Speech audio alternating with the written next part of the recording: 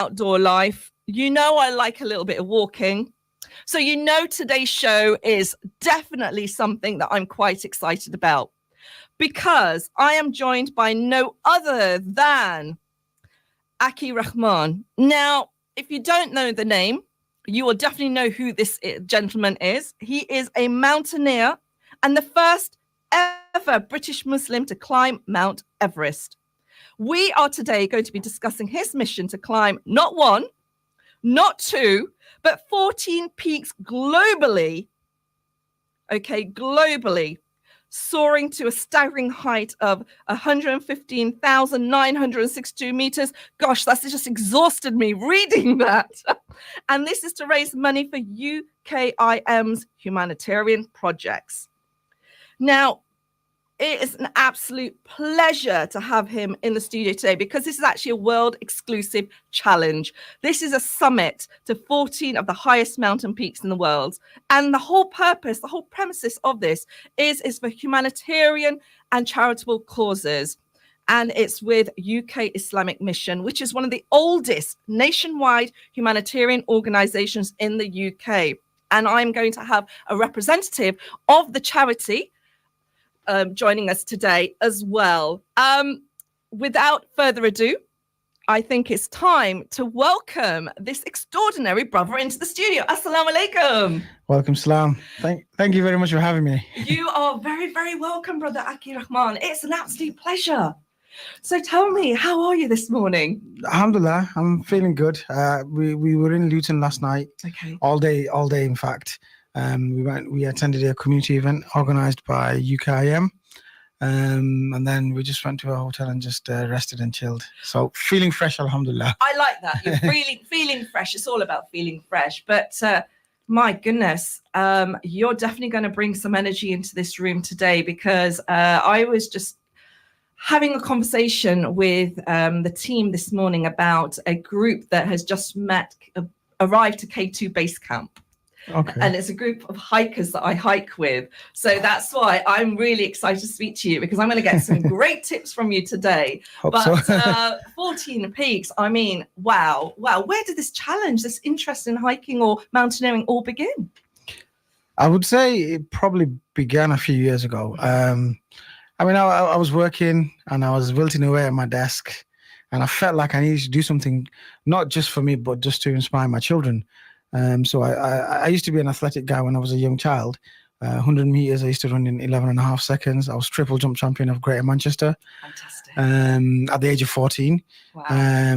But then obviously life got in the way. You go through your education and stuff, and then you get married, you have kids.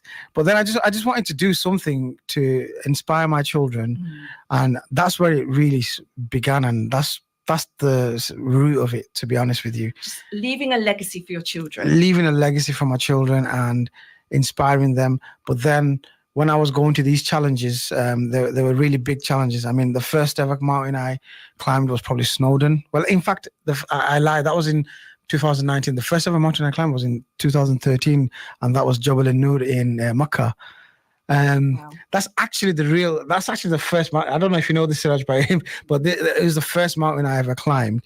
But technically it was Snowdon when it all began. And I told myself that if I didn't have to like mountaineering, I just didn't have to hate it.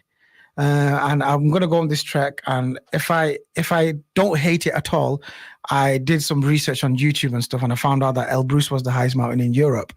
And I told my mates that we're going to go on this, and if I don't hate it, this is what I'm doing. I just love that. We're going to go on this. If I don't hate it, I'm going to carry on. But what about your mates? Did they like it? Oh, they liked it, but they're more national hikers, if you want to call it. I like that, the way he said that. He wriggled his finger. Oh, national hikers. No, but what I mean is they don't like getting away too much. I don't know, family ties or what. It's commitments, yeah. So may I ask you then, what's the difference between hiking and mountaineering? What's the difference between the two? Hiking is just simply walking. There's not a lot of technicality involved. You may be ascending. I mean, you can hike on peaks that are 6,000 meters and above if you wanted to, but there's no technical skills involved. You don't have to use any ropes or anything like that. A hike is just a walk without any safety equipment or anything. It's still hard. I'm not like saying that it's not hard. I mean, it's still hard. It's tough, but you know, there's not a lot involved. It's just you have to be fit and really, really up for it. Okay, really up for it, folks. We are going to get lots of information from Brother Akke this morning about his challenge. It's not, you know, he's totally up for it. He is so up for it. He's doing 14 peaks across the world, guys. And these are seriously high mountains, and it is all for charity. It's for UKIM, and it's all for humanitarian causes. This is a challenge that he's going to be competing. He's really pushing himself here. For some people, it takes, you know, it can take 6 months to plan to go to one mountain across the world. And this brother is doing a 14, and it's across, how many months are we talking here? Plan is to do over 18 months. 18 months. How amazing is that? Now, if you've got any questions regarding mountaineering, regarding the challenge that Akke is doing, or just anything to do with hiking, you know what you need to do. You need to contact us on 07779 481 822, and we will read out those messages. I want to ask you, Akke, are your children listening into the show today? They're not. They're not. You're supposed to say yes, they are. Yeah, no, because they're in I mean, can we listen to it in Manchester? You can listen on Facebook Live. All right. Well, they're young. I don't allow them to have Facebook. Oh, I like how you played that. So how old are your children? My eldest is 17. I have a daughter, and then I've got 2 boys who are 12 and 8. 12 and 8. Now, what do your children think about you mountaineering, and have they attempted hikes themselves? They have. My children have attempted hikes. My wife, she's climbed 2 of the highest mountains in the British Isles. Fantastic. Well, Snowdon and Scafell Pike. I'm yet to take her to Ben Nevis. Okay. But my children do get involved and they do enjoy it. But I guess the only thing that they miss is when I'm away, because I'm having to go away for a couple of months each time. So it's a long time to be away from a young growing family. So indeed. And how do you balance that? My wife, I guess, she's the one that takes the reins when I'm away. And I have a very good, alhamdulillah, a very good family network. My mother's still around, and I have younger brothers who always chip in and help out whenever I need to. And I've got nephews who are old enough to, you know, do run errands for us if we want to. So I do get family support in that sense, getting things done. But it's another challenge convincing them about what I'm doing. But that I'll get into later. Yes, I suppose for them is they want your success and they want you back safe. Yes, that's the main thing. And I understand and appreciate that you are doing this for the sake of others. It's not just for yourself. It is for a humanitarian cause. You are fundraising for the charity that you're supporting, which I'm sure you are passionate about, because you wouldn't be putting your life at risk. Absolutely. I mean, look, doing so. I always say this to everybody, and I make it clear. Yes, you know, you don't have to be silly to climb mountains. You have to have a passion for it, and I have got the passion for it. But without fuel, how does the passion burn? And my fuel is helping people.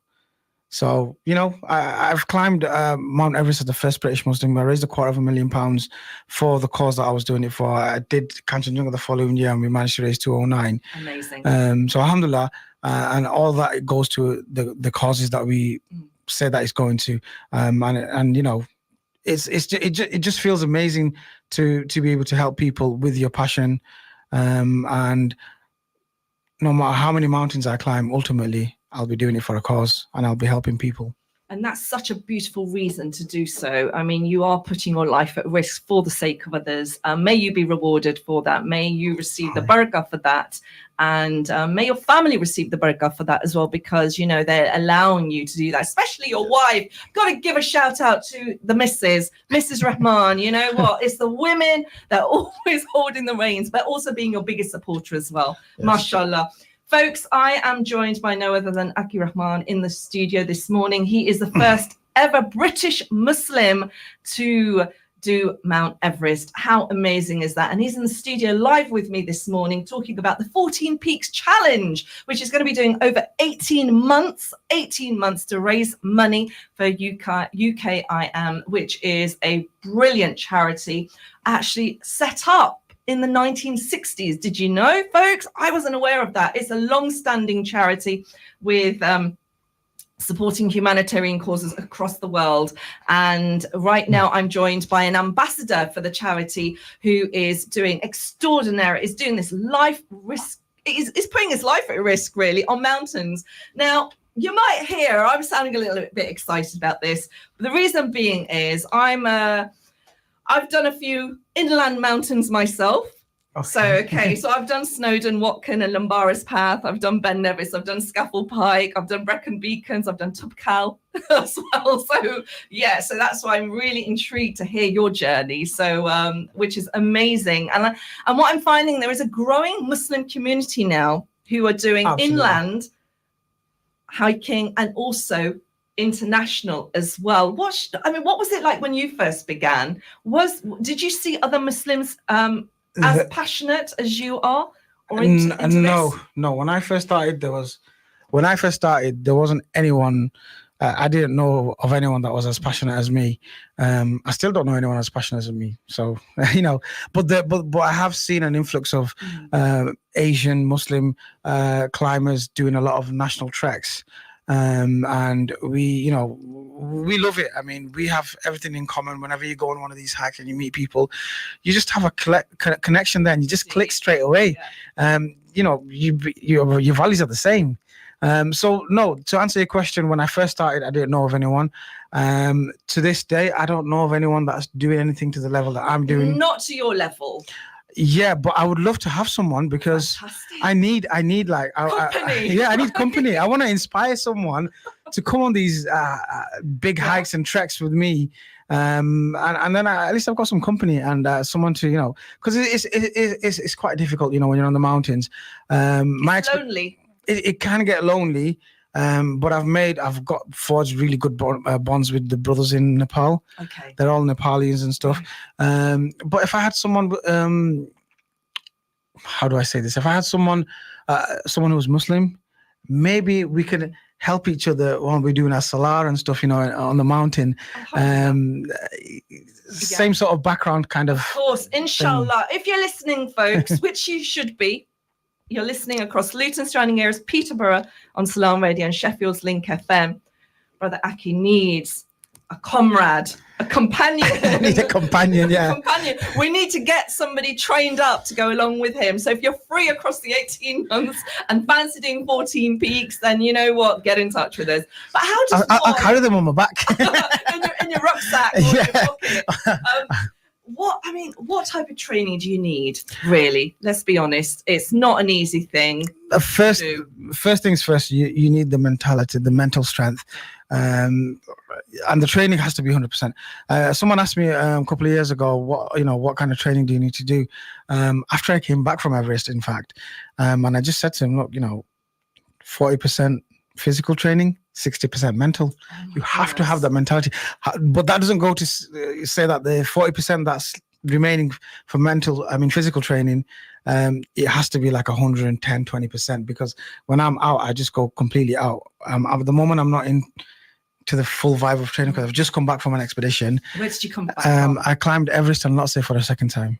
Why twice? Is that training for the rest of the No, because when I did Everest first time in 22, as the first British Muslim, I was sponsored by somebody else. Okay. And this time around I did it for UKIM on my causes. MashaAllah. Now, it's not, because most people tend to go to base camp. Yes. And you actually went to the summit. Yeah. There's a difference, isn't there? Can we explain that difference? There's a massive difference, to be honest with you. Yeah, we need to explain that. Yeah, the base camp trek is a simple trek. It's like you walking on Snowdon or something like that. So you start off in Lukla, which is about 2,800 meters. Then you go down a little bit and go up, and eventually you end up about 5,350. Right. If you go into the camp, you may be hitting 5.5. So that's a base camp trek. All you do is go to base camp. And for us mountaineers, the real thing, it all starts at base camp. So the trek to base camp is just a trek to base camp for us. And then when we go there, we start training for the actual ascent to go through the Khumbu Glacier and the ice fall, and then work our way up and down. We do rotations. So we go up the mountain. So from base camp, we'll go up to camp 1, 2, come down, and then go to camp 3, come down again, and then we're ready for the summit push. Wow. And that's a real push. That's the real push. I mean, look, to put it like this, I mean, you're ascending up to 5,500 meters on a base camp trek. For someone who's not acclimatized and who doesn't know anything, you can probably do that in 8 to 12, maybe 8 to 10 days, or 12, depending on your body. But the rest of the climb, when we get to base camp and we do the actual ascent and the technical stuff, it could take up to 3 or 4 weeks. Take up to 3 or 4 weeks. It's not a walk in the park, people. And you talked about climatizing. And what is climatizing for those people who are not familiar with that term? Well, the thing is, at sea level, when we're breathing in, we're taking 100% oxygen. 100% meaning the 21% in the atmosphere is 100% for us here. So let's go with the 100% theory, yeah? So when we breathe in here, we're benefiting 100%. At base camp, the concentration of oxygen in that air is only 50%. Obviously, you'd probably know, you've been to Tubkal, so you probably felt it a little bit. Altitude sickness. Yes. Evil. It's real. It's there. It's altitude. They call it the silent killer, isn't it? Because oh my goodness, it's like, okay, what's going on? Yeah. So the thing is, like, I mean, we're at 50% already at base camp. So most people will turn back and go home after base camp. So for us, we go higher. So what we do is when we go to base camp and then we decide to go to camp 2, that's probably an ascent of 1,000 meters. 1,200, given where you're going exactly in camp 2. Once we go there, our bodies suffocate again. So we go to base camp and then trekkers will go straight back down, but we'll stay there, acclimatize for about a week or so, and then we'll go on our first rotation. Wow. When we get to the camp, our bodies start to suffocate again because we've spent that week already in base camp. So when we get to camp 2, bodies start to suffocate again. And what happens, it starts off a process. The hemoglobin, the red blood cells start to replicate in our body. And once that process starts, it starts straight away pretty much. We spend the night and we come back down, recover from what we've done. And then once the process has finished, then that means we're acclimatized up to 6,500 meters. In theory, a lot of the times it doesn't work as well, but that's the theory. So when we go camp 2, then back down, and then we recover, and then we do it again, but higher this time. Crazy. That's why it takes time, you know. It sure does, you know, getting yourself ready, preparing yourself as well. And it's not an easy task. Do you not wear oxygen masks? We wear oxygen masks from camp 3 onwards, which is about 7,100. Okay. So we'll acclimatize up to there. And then once we get to camp 3, we'll carry our oxygen tanks. And that's extra weight as well, isn't it, to carry? It's about 4 kgs extra. Yeah. It feels like 10 though. Of course. Because you're already knackered. I mean, can you imagine running a marathon and then trying to climb a mountain? That's essentially what it is. Yeah, I can't. I'm not even going to imagine. I'm not even going to try to imagine. It's crazy. But it's doable though. It's doable. Well, for you it is. I think it's doable for anybody. I mean, if anybody wanted to do it, they can do it. And this is what I'm trying to say. I mean, brilliant. You know, it's all in the mind. It is all in the mind. You've got some crazy mind, but you know, it's respected. And I have to kind of applaud you for the challenge that you're doing, because it's not easy. And there is so much passion in your voice. Any of you, I mean, Brother Siraj here, who's my manager coordinator. Assalamualaikum, Brother Siraj. Sat there very quietly. Nice. The stage is all for Akke today. No, but what I'm saying is, I mean, my challenge is to try and take him on a trek. Okay. Now, getting him ready for the trek is going to be easy. That's the easy bit. It's the physicality. But getting him to actually agree to it, that's the challenge. Right. That is the challenge. Brother Siraj, take the mic. Assalamu alaikum. Wa alaikum salam. How are you? Very well, actually, very well. Just had a long trip, and yeah. And where have you come from today? We've Akke's come from Oldham, and I'm actually from Leicester. So yeah, we've had a good trip. So tell me about yourself, Brother Siraj. Who are you? So I coordinate this project with Brother Akke, which is a UKIM mission ambassador. And along with my manager, he's Tahir Nasir, and they've kind of conceptualized this project, this challenge. It's a world exclusive, as you rightly said, and we've actually embarked on a challenge to summit, as you said, all of the 14 peaks, all of the highest 14 peaks, which are above 8,000 meters. Above sea level. So it's his fault you're doing all this. Yeah. I don't want to do it. You can blame me. Yeah. And the best part is it's not the actual climbing, it's actually the after of the climbing. It's all about raising funds for humanitarian causes all around the globe. Fantastic. All of the causes that UKIM have appeals for. And we're going to be talking more about these wonderful causes that UKIM are doing, have been doing since the 1960s.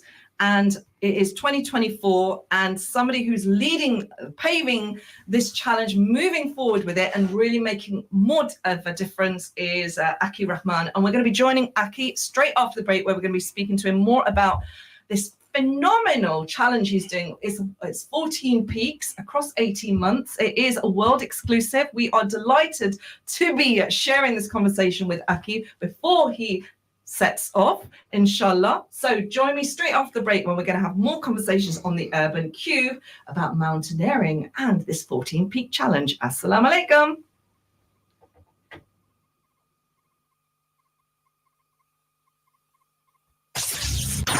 This program will continue after the break. Continue listening to Inspire FM. Inspire FM. Inspire 105.1 FM. Staying safe in the summer on Inspire FM. Elderly must limit their physical activity during peak heat hours, as they may feel drowsy. To remain cool, they can use a damp towel on their neck to help cool down.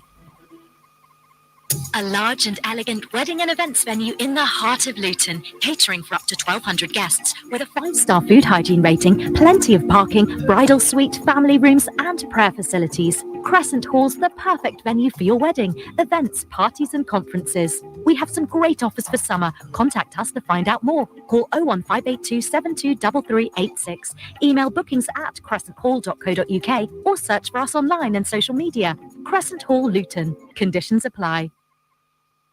Ideal properties 20 साल से आपकी खिदमत में पेश आपकी property की सारी जिम्मेदारी अब हमारी। हम अच्छी तरह से जांच पड़ताल करके किराएदार डालते हैं और आपको किराया बर वक्त गारंटी के साथ दिलवाते हैं। अगर आप प्रॉपर्टी किराए पर लेने या फरोख्त करने का सोच रहे हैं तो आज ही हमारे तजुर्बाकार माहिरीन से राब्ता कीजिए 01582 721110 या फिर 01582 696050। आइडियल प्रॉपर्टीज, आपकी मदद हमारा N फरीजा। Back to school tips on Inspire FM. Be prepared to have a new teacher and maybe a new class. You're getting older and closer to the end of school, so your class will change so that it is more catered to you. Just enter with a smile and with a positive attitude to learning. Tune in to Inspire FM for more back to school tips. AK Windows South Limited, manufacturers and installers of high-quality UPVC windows and doors, bifold doors, composite doors, conservatories, porches, skypods, fascias, guttering, and much, much more. We specialize in double glazing and triple glazing using the best German profile. If you want quality at affordable prices, AK Windows is the place to go. If your house needs a facelift, you know who to trust. For a free quote, call AK Windows today on 01582 483 777 or visit us at Unit 10E, Britannia Estate, Leagrave Road, Luton. If there's someone ill or you are ill from your family, ask Allah subhanahu wa ta'ala. If you have a problem in your life, ask Allah azza wa jal. It doesn't take much to bring some difference. You give some change, which makes a change. Because nothing gets mileage like a charity. Just a little change turns into a chain. And before we know it, the results are massive. So give a little to make a big difference. For donations, call now. UKIM 0207 387 2157. इस्लामी नुक्ता निगाह से इल्मी और फिक्री मौज़ूआत का जायजा, इस्लाम की इंसानियत साज तालीमात का ख्याल अफरोज तज़किरा, रवादारी और बकाए बामी क़ज़ामिन, फिक्र व नज़र की तत्हीर और अखलाकी बालीदगी पर मबनी मौज़ूआत पर ताक़ीकी गुफ्तगू, वक्त हालात और माहौल के तकाज़ों के मुताबिक समाजी इस्लाह क़ज़ामिन।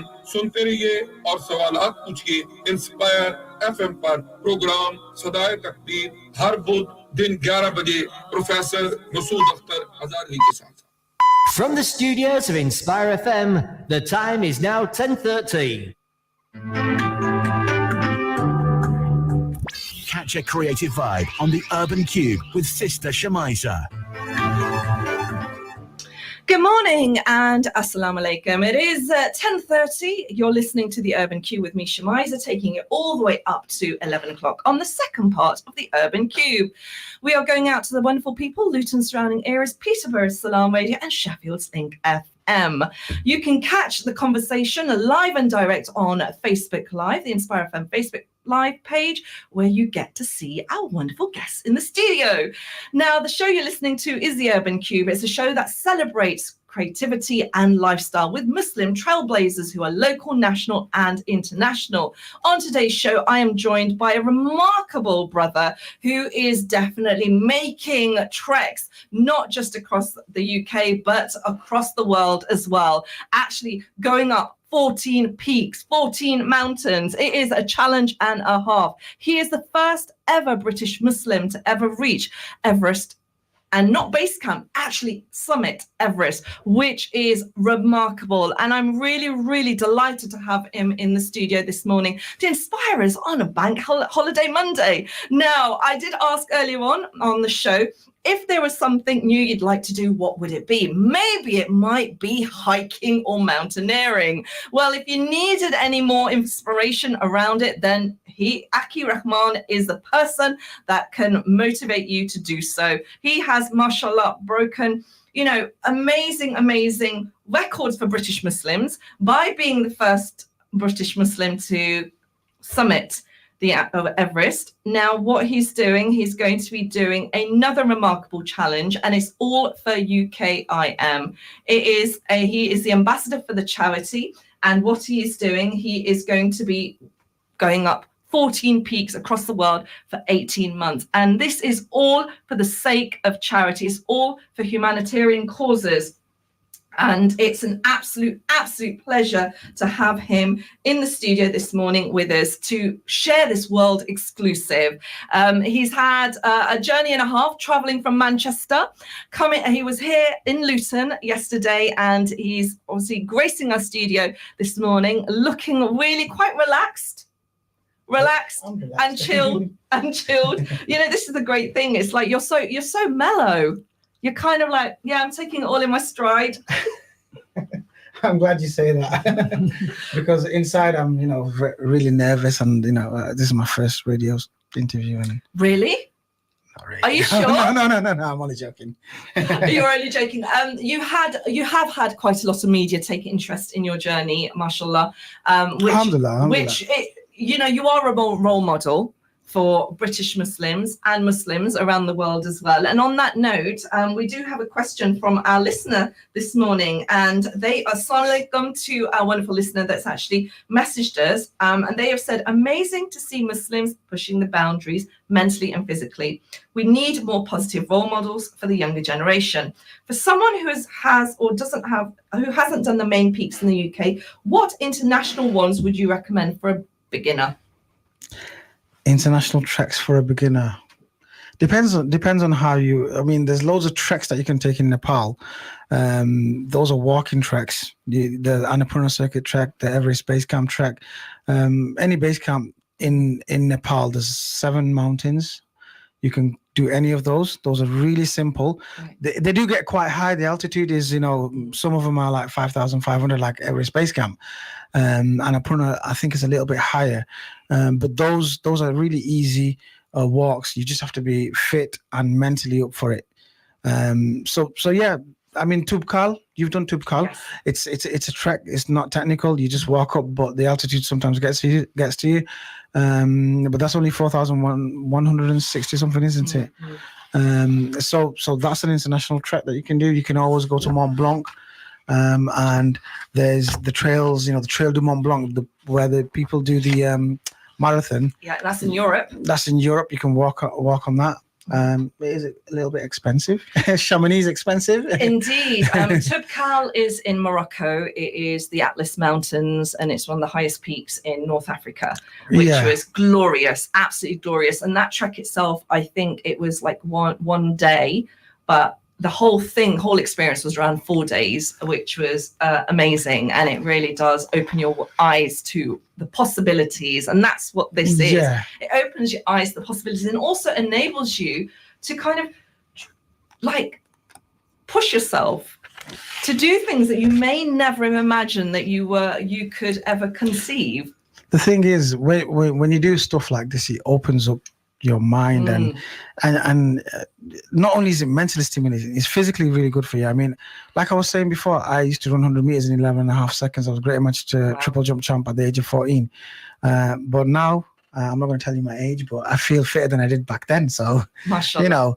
This is age shouldn't be a barrier, right? Age is not a barrier. Age is just a number. And this is what I want to encourage people listening in. Firstly, any of the views are not representative of the radio station. They are of our guests, and always take medical advice before you attempt anything. But I would definitely say that age is only a number, because the number of people, say the age of 40, I'm seeing, who are taking more challenges, who are running, cycling and hiking and mountaineering, is so inspiring from the Muslim community, which I never would have seen or experienced, say, maybe 10 years ago. But I see there's a growing community. What's your thoughts on that? I really love that, because I'm from an athletic background, and we at UKIM and the 14 Peaks team, we're trying to inspire this kind of stuff. So we've got like challenges. We take people to Snowdon. We're running the Manchester Half Marathon in October. I'm probably going to be running that myself. I did it last year. And these are things that we do, and it not only does it help you mentally. I know I've touched on this just a minute ago, but not only is it mentally stimulating, physically it's really good for your body. And Indeed. It's at the end of the day, we're Muslims, and it's sunnah to look after this body that Allah has blessed us. It's an amana, isn't it? And Yes. it is a duty upon us to make sure that we do stay fit. Stay fit and do right by it. End of the day, it's borrowed. So. And how beautiful is it then, this challenge? Not only are you doing something that is sunnah, but you're also fundraising as well for UKIM. And how does that make you feel?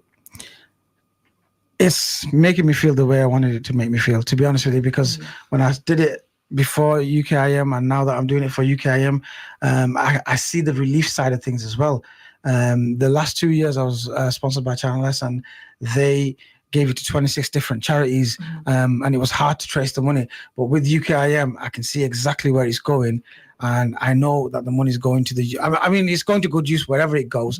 But with this, you can actually physically see it, and I could pick and choose what to fundraise for. That, okay, so you have that autonomy, or is it just the opportunity to choose where you want? So where do you want to see the money? Where do you feel that it's best needed right now? I mean, that's a very difficult question to ask, isn't it? It's really tough. I mean, with everything that's going on in Palestine, it's hard to ignore what's going on, and that was one of my priorities, to get the money out there, the aid out there. And we at UKIM, we do everything in our power to make sure that the aid is delivered to the people. I mean, our president went out to Egypt, and he made arrangements with the Egyptian Red Cross, who are in touch with the Palestinian Red Cross.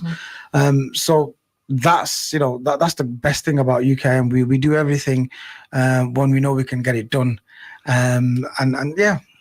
And that makes it even more special when you're doing challenges and you believe in the charity that you're doing the challenge with, and you feel that they are delivering, and it makes it worthwhile, doesn't it? 100%. I mean, so that area was one of them, and then recently the floods happened in Bangladesh.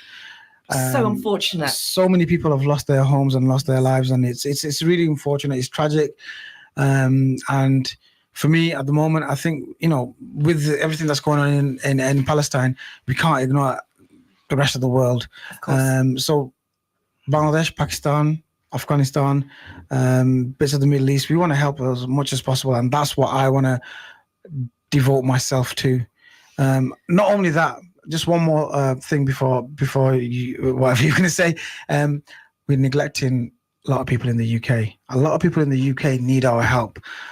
So we have the eye care hub at UKIM. That is, we've got 55 branches throughout the UK, and every Saturday, I think 40 or 45 of them open their doors, and people can come and collect what they need. Wonderful. I love the fact that you have a hub in the UK as well that UKIM is supporting, because charity does begin at home, right? And we do need to take responsibility of our own local communities. So it's wonderful to hear that you're doing that. Folks, if you've just tuned in, you are listening to the Urban Kube. The time is 10:40 and I'm joined by no other than Akke Rahman. This is a world exclusive, people. It's the 14 Peaks Challenge, and UKIM, together with Akke Rahman, who is their brand ambassador, has embarked on a world exclusive challenge to summit all 14 of the highest mountain peaks in the world to raise funds for humanitarian and charitable causes. He's in the studio live with me this morning, mashallah. You can ask questions. Do fire them away to us on 07779 481 822. He is Facebook Live as well, so if you'd like to leave any questions on there, we're happy to read them out. It's an absolute pleasure to be talking to you, Akke, especially that this is a world exclusive.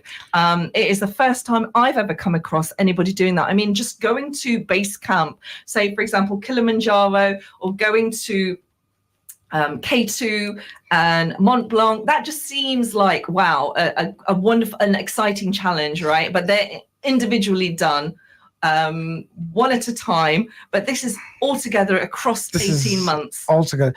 To put it into perspective, let me tell you this. Mount Everest has been summited. I mean, I think there's 0.00004% of people have climbed Mount Everest. That's about 6,000 people in the world in history. Wow. So that's the percentage, right? If you couple it with the amount of ascents, maybe 10,000 ascents. So because some people do double ascents, like I've climbed it twice, alhamdulillah, 22 and this year.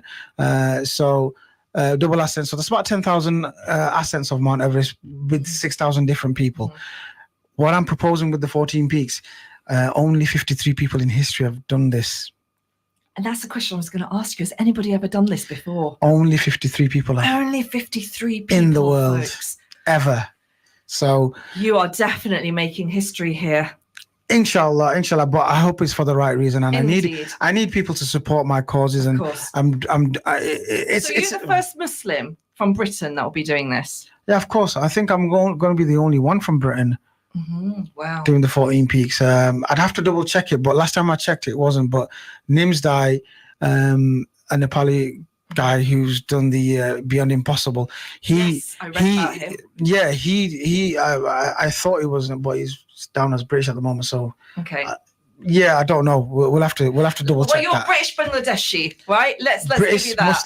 Muslim Bangladeshi. Yeah, let's do that. I like how you did that. I'm a British Muslim. I don't class myself as. I am Bangladeshi, but I would say the religion comes first. So, folks, we have Akke Rahman in the studio this morning talking to us. It's a world exclusive. It's a 14 Peaks Challenge for UKIM. He is doing 14 peaks across 18 months. These are the highest mountain peaks in the world to raise funds for humanitarian and charitable causes. 53 people have only managed to do this, and he could be the 54th. Inshallah. It's really, really exciting stuff, this. You can hear I'm excited because I love anything to do with mountains and the outdoors. And so it's a real pleasure to be in the company of this remarkable brother making a massive big difference, actually putting his life at risk. I have to say this because it's not easy. The preparation to do this it has to be to the point, right? 100%. And how are you preparing? When I embark on a journey, I start training. It's a lot of running, cardiovascular work. Yes. I've run half marathons in like 90 minutes, and I've done a full marathon once in 3.5 hours. So it's quite good. I'm kind of a runner, and I'm not more of a mountaineer. But then you have to do some strength work as well. Yeah. So we can't put on a lot of muscle, because muscle soaks in a lot more oxygen at high altitude.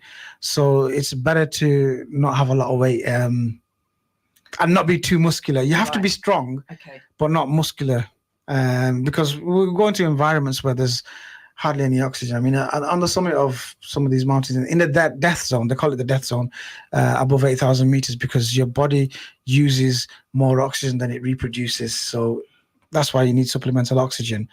So in those zones, the oxygen level is down to about 28%. So 28% translated into reality is just under 7%. Gosh, when you put it all into perspective, it's quite daunting, all of that. It's daunting. It's daunting. You have to be prepared. Indeed. But it's not impossible. It's not impossible, and you're proving it's not impossible. You've definitely had the right mindset for it, and it's amazing having a charity actually backing you, and it's UKIM. I'm going to go to Siraj. Assalamu alaikum. He's looking at him thinking, oh no, it's my turn again. Okay, I want to ask you why Akke Rahman, of all the people and of all the challenges, why those two things together? Whose idea was it? To be honest, it's all about passion. As Akke was saying, he's got the passion, he's seasoned, he's done something like this before, but not on this scale, but he's climbed mountains, and he's done Everest. And Everest is the tallest mountain in the world. So if he can do that, the rest, should follow. So passion put together with charitable causes, and it's the right time. Why not? As Akke says, nothing is impossible. It's all possible. It's just the right frame, the right mindset. Believing is achieving. That's it. Akke's got quite a few, what's the word? Taglines, phrases that he will use. So I think you've got to say a few more. Believing is achieving. That's all on my Instagram. Yeah. And that's the main one that I use, because it's like conquering at the moment. It's all about conquering all these. Yeah, the theory behind it is, look, if you believe in something, you will do your utmost best. You will work your butt off to make it work, to make it happen. And you are not doing this lightheartedly. You do have a team helping you put this together, right? So who is this team that's supporting you making this? It's the UKIM that are supporting me, and I'm supporting. It's the UKIM 14 Peaks Challenge, and I'm supporting the charities, and that's what it's all about. Ultimately, raise money for a charity. Yes, be passionate about what you're doing, but have a reason. The fuel, like I said, there's an objective, isn't it? There's a goal, and it's very, very inspiring. Now, you talked about your social media handles, you talked about your quotes. You're known for your quotes. So tell us, what is your social media handle? How can people follow you, and how can they follow this journey that you're taking? They can, my Instagram handle, which is my main account, is AKKE_Rahman. They can follow UKIM1962_. Both these accounts will be mirroring whatever I put on or whatever they put on. I'll put it on when I'm on my climbs. I've got a Facebook page, LinkedIn. I've got everything. Yeah, you got it all sorted. So when do you actually set off? When's the first? The first phase is actually done, because I climbed Everest for the second time this year. Oh, so that was the beginning. That was the beginning. Wow. That was the beginning. I did Everest, which is the first highest. I did Lhotse, which is the fourth highest mountain. Okay. I'm back next year. And I did 2 this year, and the plan is maybe to do 12 next year. So trying to do the whole thing in one go. Okay. The thing is, obviously, these things costly. We're looking for sponsors, potential investors to invest in it, and obviously we have a nice little deck there for potential sponsors, because it's needed. At the end of the day, it's all going for a good cause. And you're supporting the charity, and you're supporting the cause. Of course. So now, if anybody wants to join you with any of the peaks that you're doing across the year, is there a possibility? Can they join you, or you just want to do this on your own? I know. I mean, if somebody wants to join, they could join. I mean, the logistics and the financing of it, we'd have to work out with them, or most probably they'd have to source it themselves, because as you can tell, we're looking for sponsors as well and investors. But if anybody wanted to join me as a voluntary on a voluntary basis, I'm more than happy to go with them, and I would be ecstatic to take them with me, because that would be the first person ever to go on one of these mad missions, as people call it. Mad mission. Is that the reaction you get from people? My mum absolutely hates the idea of me climbing mountains. Right. I've brought my wife around to it. I've told her, listen, you know me. I will do whatever I can. I won't take any unnecessary risks. I did take a risk on a couple of mountains earlier on in my mountaineering career, where I almost died on one of them. But that was my most successful climb, by the way. Okay, and where was that? Amada Blam in 2021. I come fresh off climbing Mount Elbrus, which is Europe's highest mountain. And I literally did it in the fastest known British time in one day, a 6,000 meter, 5,600 meter mountain. So I was fresh off that, and I went to Amada Blam. Amada Blam is like the crown jewel of the Himalayas. It's only 6,800 meters. It's 2,000 meters lower than Everest, but it's a technical marvel. And I went there, 25-day expedition, off this one-day thing, and I thought, you know what, I'm going to go and I'm going to boss it in 15 days. I lost 4 days due to bad weather. I couldn't fly into Lukla. When I got to Lukla, I trekked to base camp in 2 days, and then I had some pizza, which gave me a bad stomach, and I couldn't sleep all night. I had to go back and forth to the toilet. And then in the morning, they were all like, you know, what's the rush, bro? What's the rush? I decided to go to Camp 1. And they tried to stop me, and I said, look, who the hell are you guys? I climbed Elbrus in one day, and are you telling me what to do? Do you know more than me? And I went, and it was the hardest day of my life. And it's a 5-hour journey, and in 5 hours, I was still another 2 hours away. I saw a tent, and I just rested there. And I told my guide, listen, Bira is my climbing partner. I said to him, look, I don't care. I'm not going up. I'm not going down. I'm staying in this tent. It was an emergency tent. So all I remember was crawling into the tent. He gave me some water. I put some jelly beans in the water, and I must have drank a few sips, and then I fell asleep. Must have slept for about 13 hours. And then the next day I woke up, and I could see him staring at me. And then he goes, what do you want to do? I go, we're going to go up. He goes, okay, let's go. I can't remember exactly how I put my clothes on, because we don't take our clothes off fully, but boots and jackets sometimes we take off because it does get warm in your sleeping bag. I woke up and I tried, and then I go to him, I need to do my business. So he goes, just do it where you are, because it's a mountain. So we did it. I did it, and then he goes, let's go. And I couldn't move my body. I physically could not move my legs and stuff, because I started coming down with high altitude cerebral edema. So water had gone into my brain, and my brain started swelling. And then he knew what was going on. He knew what was going on, and he decided to take me down. And I sort of said, you know what, it's probably best to go down and rest and then come back. But little did I know my condition would get worse. And then within an hour or two, I had to get airlifted from base camp to Kathmandu, where I stayed in hospital for 5 days, and I recovered. And they let me out, and on a Saturday morning, and they said to me, go home, rest, come back next season. It's really risky. Something worse could happen if you go again. So they let me out on a Saturday morning. Monday morning, I flew back into base camp. And I attempted it. I actually attempted it. This is where he's stubborn. This fella is stubborn. It's like the northern in you. You're stubborn. Probably. But this is where the determination and the using your head thing comes into play. So that was, I climbed it. I was half the man I was when I first got there. And I climbed to 6,500. I was 300 meters from the summit on the ridge. If I'd have been 70%, I would have summited. But because I was like 50% or less, the wind, it was an exposed ridge. The wind was throwing me around like a rag doll. And my guide in nice words said to me, you know what, I'm going down, whether you come or not, I don't care. You have to go down. And I'm like, okay, then we'll go down. On the way down, I actually said to him, listen, Bire, you know, I didn't agree with the decision, but I think it was the right decision, because I probably would have made it to the summit, but I'm finding it difficult to go down from this point. I don't know if I would have made it back down. So even though that climb wasn't a summit, it was before Everest, 6 months before Everest, and it was probably the most successful. It taught me the most about myself and my resilience, you know. And this is the thing, you learn a lot about yourself, don't you? What your strengths are, what your weaknesses, and if there's anything, it's a real revelation. We are going to be, it's just about a minute or two left on to the end of the show now. I would like you to just speak to our listeners today, share with us your purpose, what you want our listeners to do, and a little bit about UKIM, how they can connect with you to help you with this challenge. Sure. Well, UKIM, as you said, a charity that was established in 1962, and we've been around for over 60 years.